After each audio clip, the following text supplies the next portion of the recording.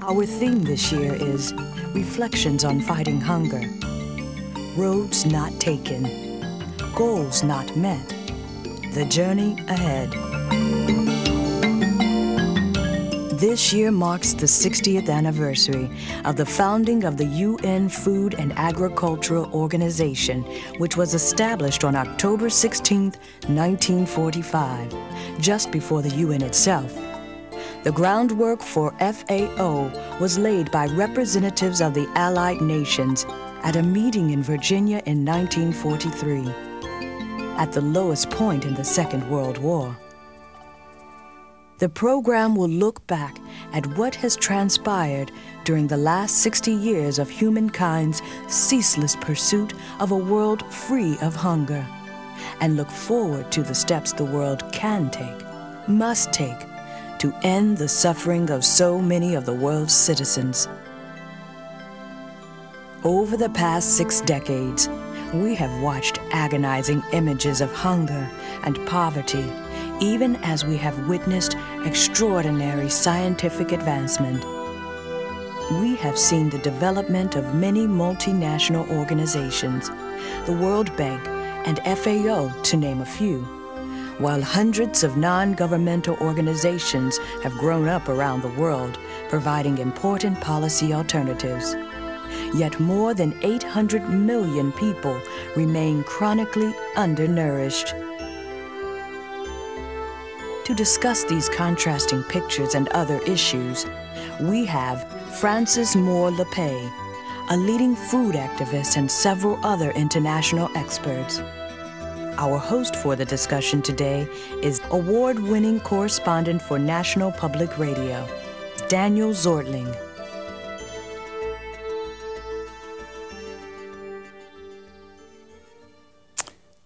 Welcome, and thank you for joining us for the 22nd annual teleconference to mark World Food Day. And please welcome me in joining our special guest today, Frances Moore Lappe. Frankie, it's so great to have you with us. Thank you so much, Dan. So how do we describe you? I mean, you're a legend in your own time. You're a best-selling author, Diet for a Small Planet, which you wrote in 1971. How many volumes has that sold? Over 3 million now. Over 3 million. People are still searching how to end world hunger.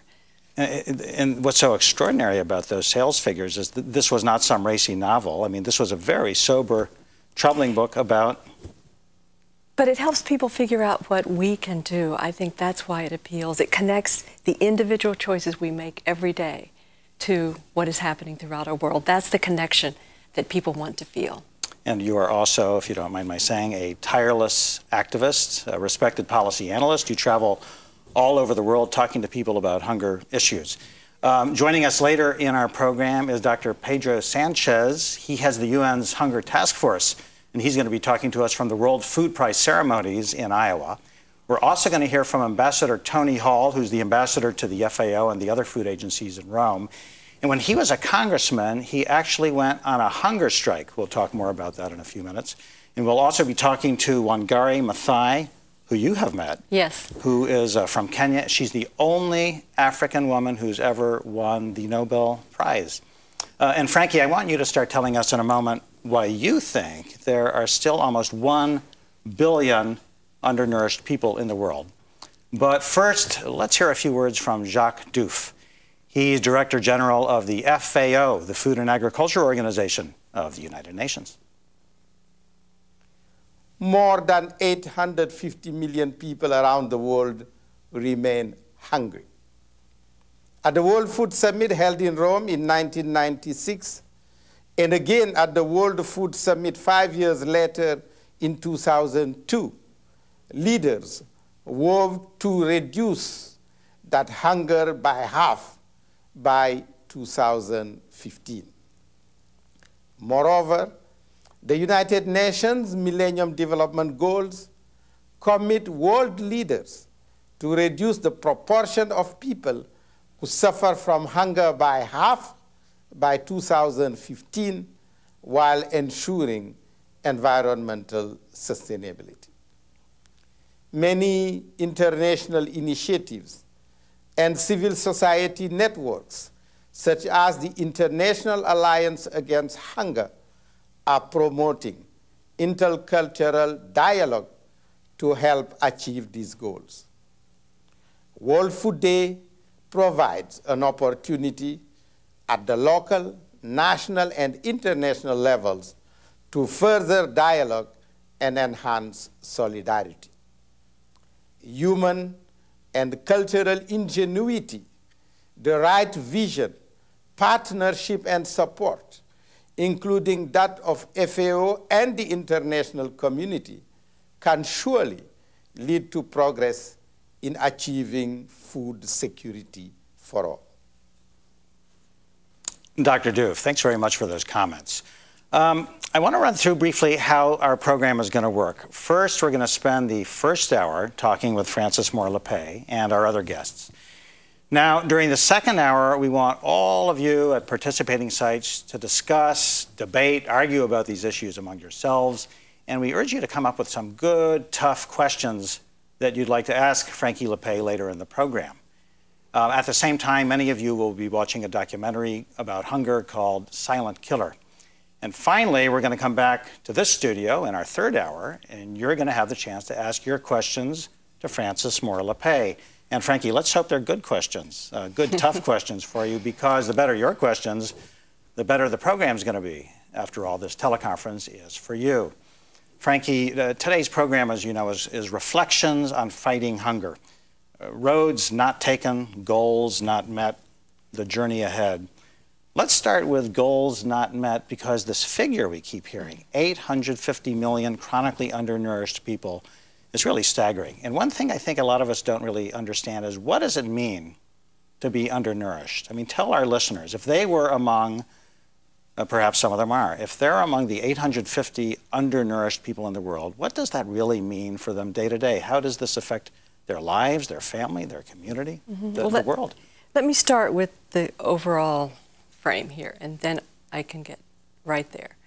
That we think of hunger as lack of food, of scarcity of food. But actually, hunger is not a scarcity of food. Hunger is a scarcity of democracy, of voice, of power in our lives. And so when you say, what does hunger mean? Certainly for children, 14,000 dying a day of hunger. Certainly it means physical stunting. It means your immune system is so weak that you can't fight off the measles, or you can't fight off even diarrhea. It means if you don't get enough vitamin A, you go blind. It means shortened life. In poor countries, people have 19 years less of life than people living in the industrial countries. And so on one level, it is this very physical reality of diminution of your life. But it is also an emotional reality, because what does that reflect? It means grief of watching people you love die needlessly. It means fear that, you know, if you don't pay the landlord his share of the crop this year, that you may lose your land and your whole family will die. So there are these deep, it means humiliation too, because a lot of people are told it's their fault. So there's the physical dimension, there's this very painful emotional dimension, but when we think about that, what does that really say? When people feel these emotions, it means they don't have control over their situation. They don't have power. And that's what I'm getting at. They feel powerless. And that's why I say that hunger is not a scarcity of food. It's a scarcity of democracy, where everybody has power to live a complete life. It's an interesting way of framing it. Back to what being undernourished really means for a moment. I have a sense that a lot of people really don't know what an undernourished person looks like. For example, many years ago, I went to Africa, to Chad, in the Sahel. There was a famine there, and there were pictures on TVs around the world and in newspapers of emaciated, almost like skeletons, babies and mothers. And when I was ignorant at the time. I had never seen hunger close up. When I first started going through the refugee camps where the people were coming to get fed, I said to a nurse, I don't get it. These children do not look like they're starving to me. They actually look like they all have pot bellies. The kwashiorkor, which is protein malnutrition, and you get these extended bellies. And so there certainly, and you can see the listless